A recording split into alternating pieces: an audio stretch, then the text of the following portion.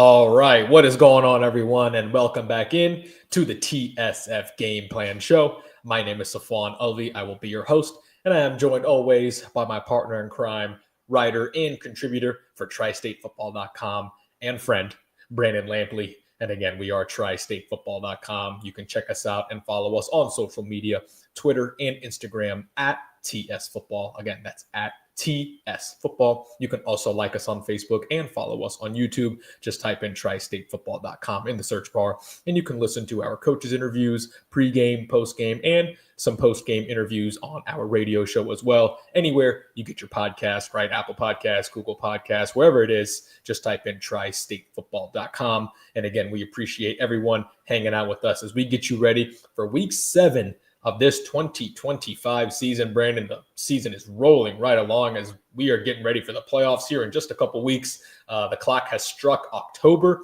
and we are getting ready to break down a lot of things. Week 6 was a lot of fun in the tri-state area. Again, we thank everyone for listening, and we're going to get right into it, talking some GMC action in our first game.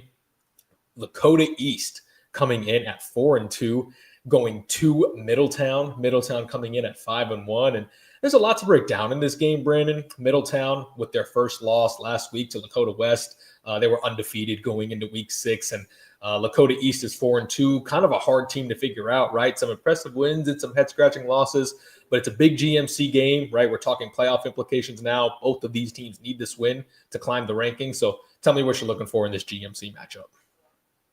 Well, I'm looking for a great game out of these two teams that are both playing well.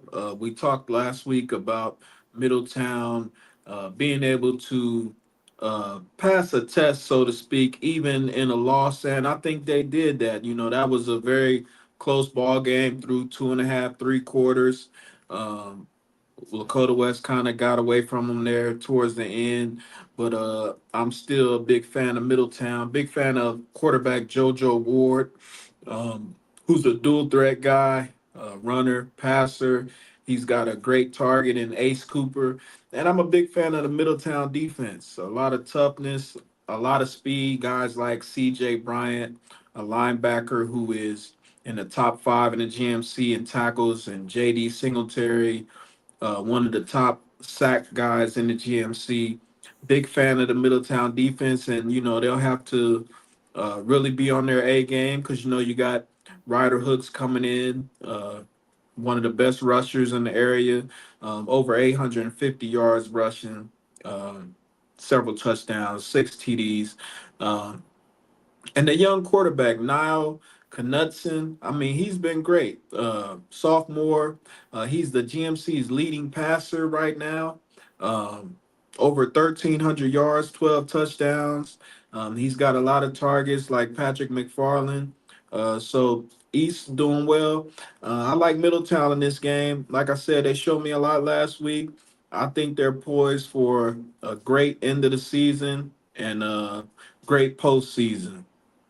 Yeah, remember Middletown is in Division 1, Region 2, right? So they're not in the same division as the St. X's of the world, the Molars of the world, all the big competitions. So Middletown is still playing for a very high seed. Again, they only have one loss, and that loss was to Lakota West last week. And head coach Khalid Jones is building a good program up there. He's done it, year in and year out. A lot of good players, as you were mentioning. Again, I think there's still a lot to like about Middletown, especially on defense.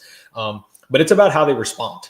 Right. This is a big response game because they were rolling right along. They were 5-0. They did beat up on a couple of the bottom teams in the GMC and Coleraine and Sycamore the 2 weeks before. And it was good for Coleraine, by the way. They picked up their first win against Sycamore last week in well over 20 games. My alma mater finally got a win last week. So big shout out to Coleraine. But going back to this game, right, Middletown, this is a response game, right? And this is where the culture that Khalid Jones is building, right? One game at a time, 1 year at a time, Brandon. This is really we're going to know because Lakota East is a pretty good football team, right? They got good players, as you mentioned. So I'm very interested to see how they bounce back. And again, how they're setting the culture. This is going to be big for the foundation of Middletown. I agree. Big foundational game. And as we mentioned, I think I saw unofficially Middletown was sitting in that 3 seed spot right now. So, they're still looking to climb there in Region 2. And, I like what they're doing. I like what Coach Jones is doing. I think it'll be a close game. You know, 7 points, something like that. But I'm going to take Middletown in this one. Yeah, and on the Lakota East side, before we move on to this game, and both of their losses, right, they gave up 40 points, right? Both of their losses, the defense was struggling, right? They weren't really at their peak, but in their wins, it was only 17 points per game, right? So giving up less than half of the points, and defensively, they're really going to have to step up, right? Offensively, we know it runs through Ryder Hooks, and Coach Kitten and the crew, their defense, Brandon, is going to have to step up to win this game, but also if they want to be, considered a threat moving into the playoffs. Yes, sir, for sure. Absolutely. So we'll move on to the next game, and we're going to stay right here in the GMC between 2, 3, and 3 teams, right? Very interesting, again, teams coming here in the GMC. We have Fairfield and Mason, right? Again, both teams coming in at 3-3, and this game will be at Fairfield. And Fairfield is the team I want to talk about first because they had that big, arguably, the most shocking and biggest win a team has had in the Tri-State this year, the week before, because they beat Lakota West. Remember, they beat Lakota West 10-7. It basically shocked the whole entire Tri-State area. And our question was, how are they going to respond to that, right? Was this going to be a win that they're going to build from and they're going to become, maybe this minor contender and they're going to build, or were they going to struggle, right? And the answer was that they did struggle, right? I believe that they did lose the game last week. But Mason's been impressive as well. So tell me what you're looking for in this Mason versus Fairfield matchup. Well, Fairfield, yeah, they are a team that I think their coach is really pulling them along, and Coach Roden. I think we're seeing a great coaching job with maybe a team that's not as talented as others around, but I think their coach is putting them in positions to be successful, great schemes, things of that nature.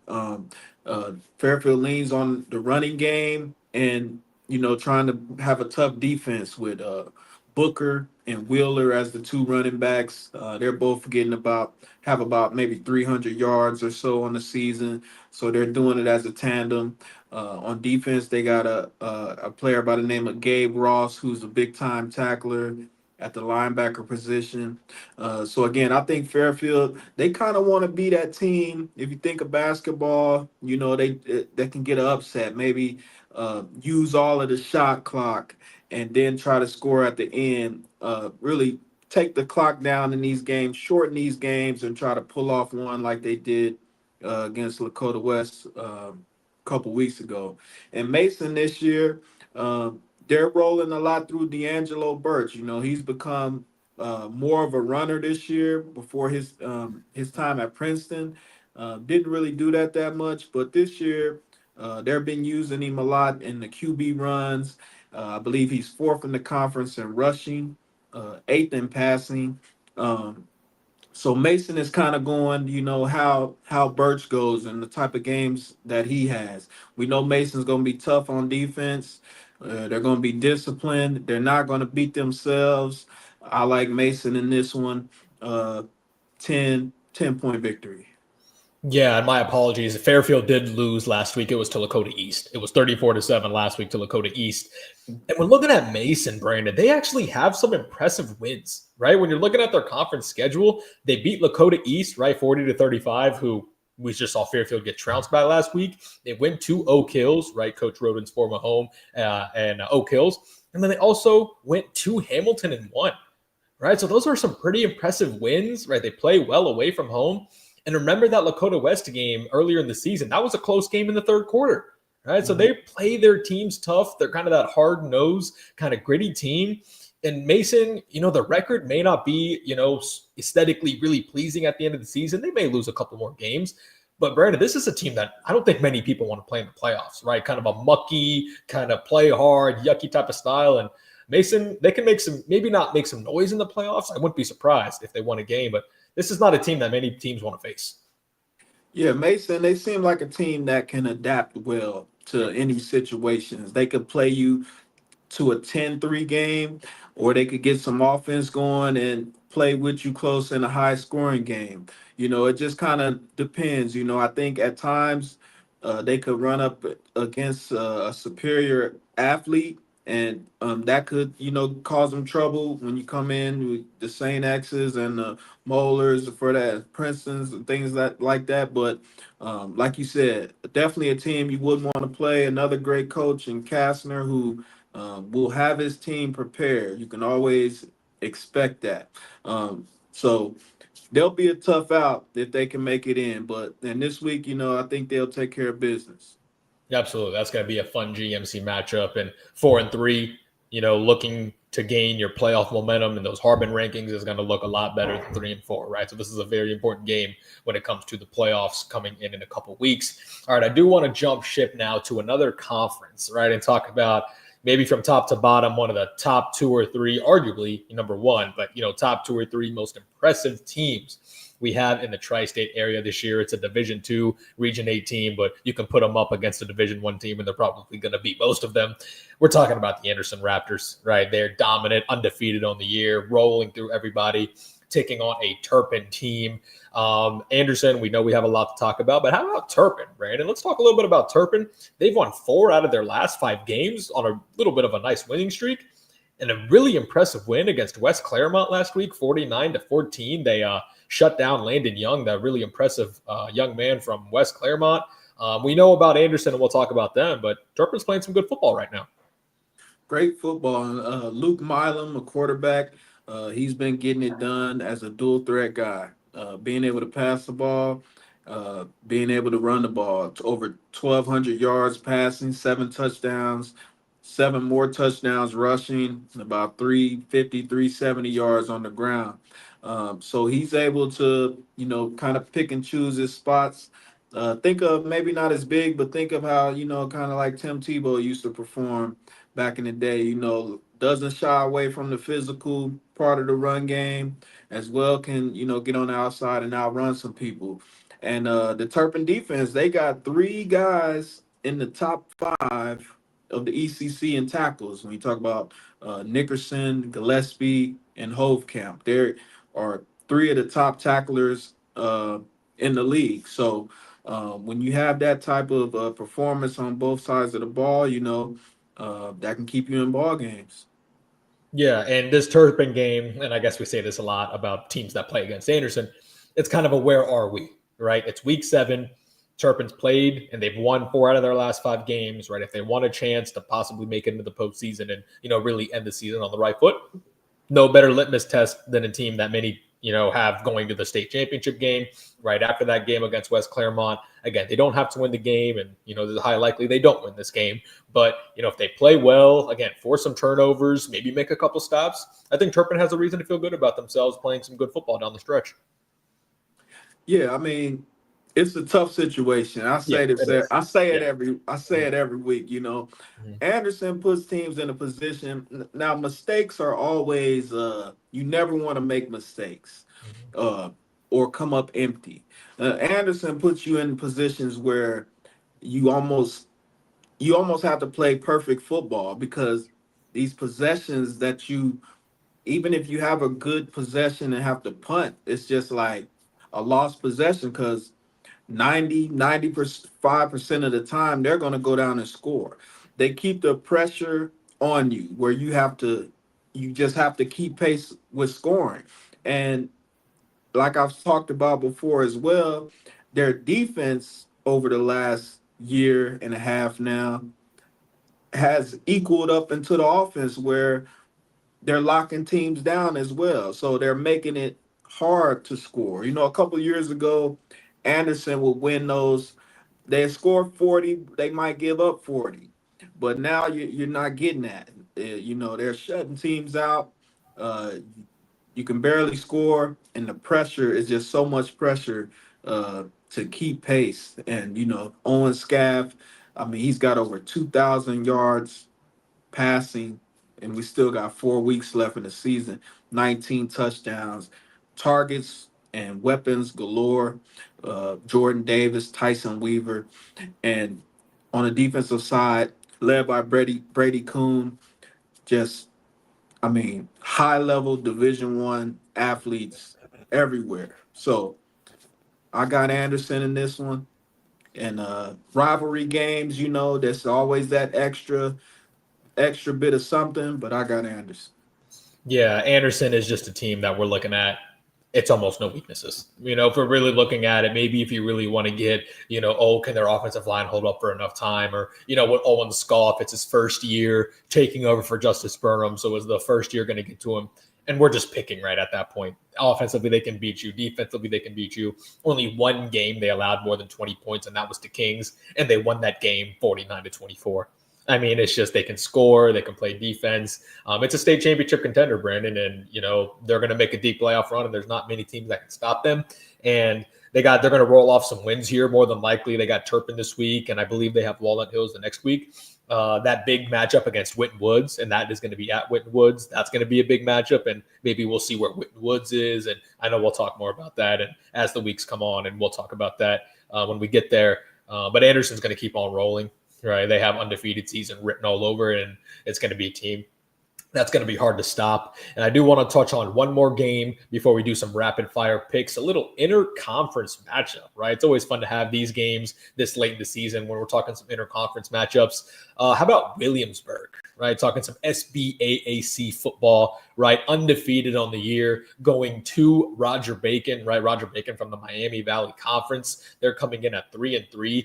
Brandon, this Williamsburg team's been a lot of fun, right? They're winning a lot of games. They're dominating opponents, looking really good offensively. Tell me what you like about this undefeated team and, what Roger Bacon has to do to give them their first loss. I like the balance of the Wildcats, starting with the running back, Gray Robinson. They get the running game going. He's got about 620 yards rushing, 6 touchdowns on a great pace. And, your quarterback, Carson Tenenfield, 962 yards passing, 9 touchdowns. And then on defense, a player named Luke Zarnecki, 62 tackles, really being the vocal leader of that defense, and somebody who they can rely on to keep everybody on the same page. They are a complete team. That's what I see from them, where they can beat you in many ways. They're going to play physical. They can also score the ball. So they're going to be tough to beat. Roger Bacon playing at home, that's always a benefit when you go in there. They have a nice home field advantage, tough place to play.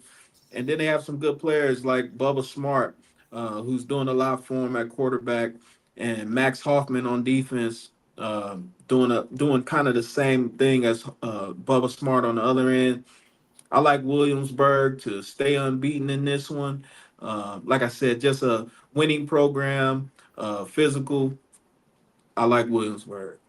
Yeah, Williamsburg is a really good team. They're going to be making the playoffs, and they're a threat to make a deep run. What I noticed about Roger Bacon is they have struggled pretty mightily against their top competition, right? They have feasted on, some minor competition. They played West High earlier in the year. They played some other games. They also beat Hughes, right? Hughes is kind of down this year. They also beat New Richmond, a little bit better competition, but also lost. The main games they lost, the 3 games, Indian Hill, who we see, Coach Rodenberg, they're going to be a force and over there in Division 4 Region 16. They lost to McNick. They got shut out 26-0. We know McNick is a good team. And then they played at Danville. That's an Indiana school that is really good and, known for a lot of good years over in that program. So, Brandon, it looks like, when the competition gets a little bit better, they really struggle, especially offensively. And, if they want to, pick up the season, they're going to have to play better against a team like Williamsburg, who comes into this game undefeated. Yeah, for sure. You want to play your best against the top competition. And yeah, like you said, Roger Bacon, they're in that position where they're kind of beating teams that you would expect them to beat and losing to teams that you would expect them to lose to. So this will be a tough one. You never know, like I said, on a Friday night at home. But I like Williamsburg. Yeah, Williamsburg are heavy favorites looking to go 7-0. All right, Brandon, before we get out of here, we got to make some rapid fire picks in Southwest Ohio, Eastern Indiana, and Northern Kentucky. And as always, I'll reel off some picks, and then you're going to tell me who you got, and then we'll move on to the next one. Basically, some other picks. And again, you can see all this written up by Brandon on TriStateFootball.com. You can look at his best bets and read the entire article for yourself, again, on TriStateFootball.com. First one, I do want to start in Ohio. How about Fenwick at number 15, Baden, right? Baden's playing some good defense, playing some good ball this whole year. Baden is the heavy favorites. And are you leaning that way, or you think Fenwick can pull an upset? I like the Rams. Great running game. Lim Grayson, Chase Even, the young sophomore who has taken off this year. Uh, Rams still hyped about that new stadium up there on New London Road. I'll take Beta. Yeah, I feel like Baden's almost a team of destiny this year, only because of exactly what you just said. They have a new stadium, right? Their fans are, more excited than ever. Head coach Yordi does a great job. Their defense is fantastic yet again. I like Baden in this game as well. Moving on to the next game. How about number 21, Lebanon, going to Milford? This is a game, a sneaky good game, a little rivalry game between these two teams. A lot of fun here. Who do you got? Lebanon taking on Milford. Lebanon, one of my favorite teams. They're coming off a tough loss last week. The Kings, Luke Failer, the quarterback, I think went down in that game. Not sure if he's going to be playing this week or not. Could cause some issues, but I like the overall team of Lebanon. Tough defense, have a good running game. Milford kind of down this year with Coach Grippa, so I'll take the Warriors on the road. Yeah, I agree. Defense is the difference in this game. I think Lebanon's defense really takes it to Milford. I do think they get some turnovers that go into points. I think defense is the difference, and Lebanon wins the game. I do want to talk a big Northern Kentucky matchup too, Brandon, before we get out of here. It's a rapid fire pick, but we can spend a minute on it as well. Number 12, Covcath taking on number 5, Highlands. This is one of the more fun and exciting rivalries, in the Northern Kentucky area. Two teams that have won state championships, two blue bloods, two well-coached teams. Again, one of the most fun games we have during the entire year. Covcath coming in at number 12, Highlands coming in at number 5. Again, this is at Highlands. What are you looking for in this game and who you got? I think this is a shootout this week. I think it's going to be our best game of the weekend. Yep. I could see this being one of those Northern Kentucky games where with 55, 52, that they seem like we have one of those every year where two of those top teams just go. I like Tatum Lorenzen. I think he's the difference.